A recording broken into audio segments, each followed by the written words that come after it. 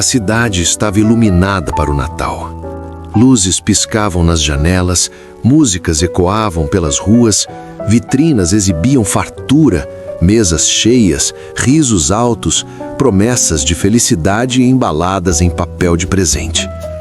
Para muitos, o Natal era sinônimo de abundância, reencontros e celebração.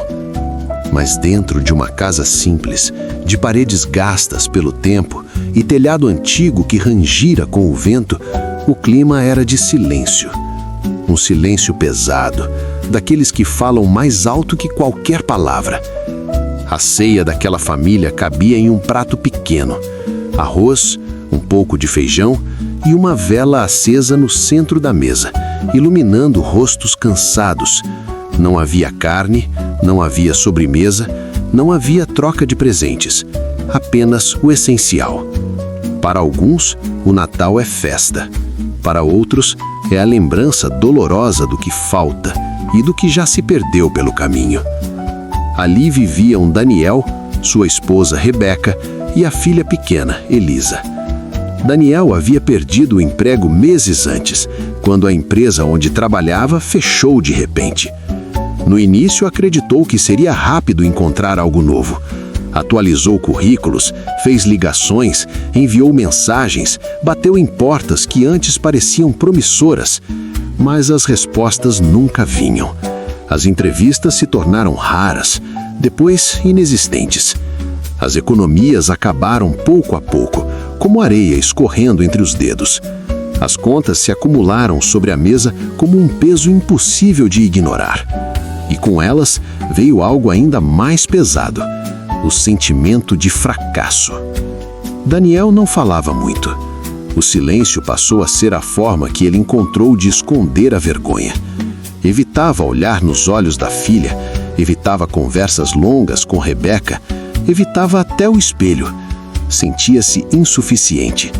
Um pai que não conseguia prover, um marido que se sentia um fardo, um homem cansado de lutar contra portas fechadas e respostas vazias. Rebeca percebia tudo. Percebia o olhar distante do marido, o cansaço que não era apenas físico, a respiração pesada nas madrugadas insones. Mas mesmo assim, escolhia não desistir. Todas as noites, depois que Elisa dormia, ela arrumava a mesa simples com cuidado, como se fosse um altar. Acendia a mesma vela, abria a Bíblia já marcada por lágrimas antigas e páginas dobradas. Lia em voz baixa, como quem sustenta a própria alma para não desmoronar. Daniel ouvia do quarto, fingindo dormir. Escutava cada palavra. Cada versículo parecia confrontá-lo e, ao mesmo tempo, abraçá-lo. A fé dele estava cansada, machucada pelas decepções. A dela permanecia firme, mesmo ferida, mesmo testada.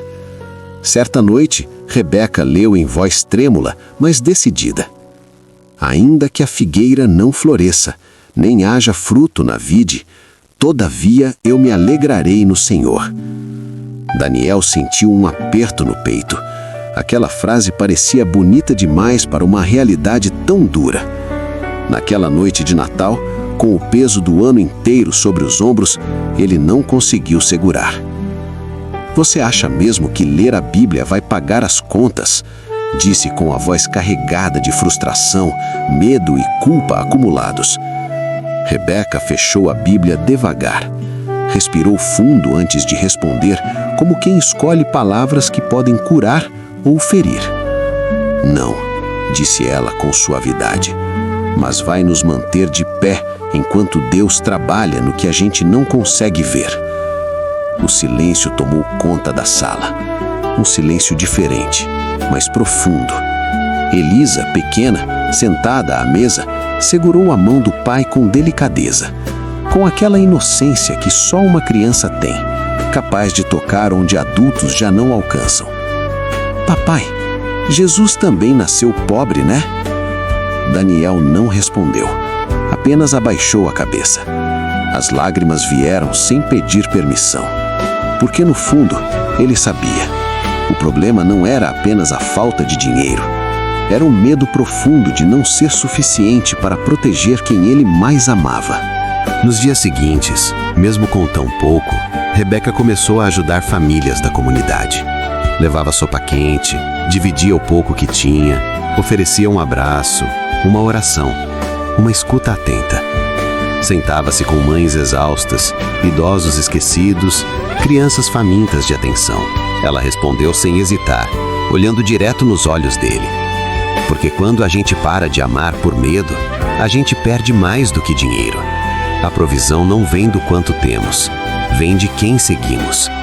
Daniel não retrucou, mas aquela frase ficou ecoando dentro dele, quebrando, pouco a pouco, as muralhas que ele havia construído no coração. Na véspera de Natal, o inesperado aconteceu. Faltou luz, a casa ficou completamente no escuro. O vento frio entrou pelas frestas, balançando a chama fraca da vela. Daniel sentiu o peito apertar. Vestiu o casaco e saiu para caminhar, tentando respirar longe da própria angústia. Sem perceber, parou diante da igreja do bairro, fechada àquela hora.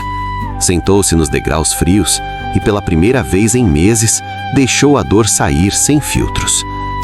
"Se o Senhor ainda está aí", sussurrou com a voz embargada, "eu não aguento mais. Eu tentei, mas estou cansado." Lá dentro, um coral ensaiava para a noite de Natal. As vozes atravessaram a porta fechada, suaves e firmes ao mesmo tempo. O rei nasceu, a esperança vive. Daniel caiu em prantos, não porque tudo se resolveu naquele instante, mas porque pela primeira vez em muito tempo, ele sentiu algo que havia esquecido. Não estava sozinho.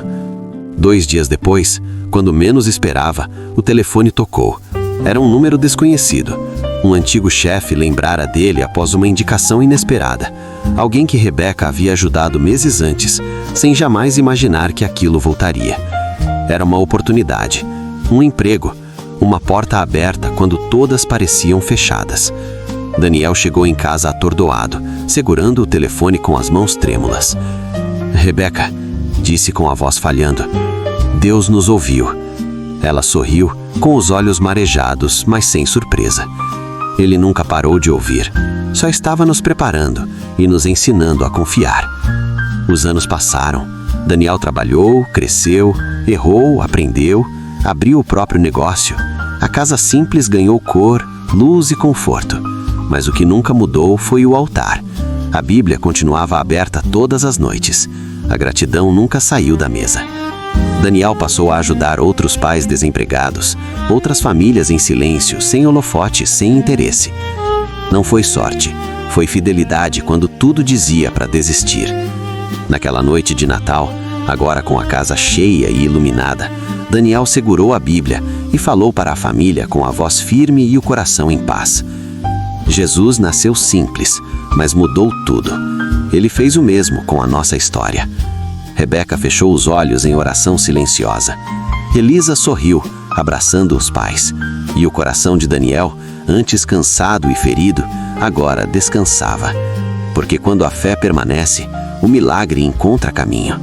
Jesus ainda nasce em casa simples e ainda transforma histórias comuns em testemunhos eternos. Se essa mensagem falou com você diretamente, compartilhe com quem você ama e siga o Respiro da Palavra para acompanhar diariamente mensagens de fé e de luz.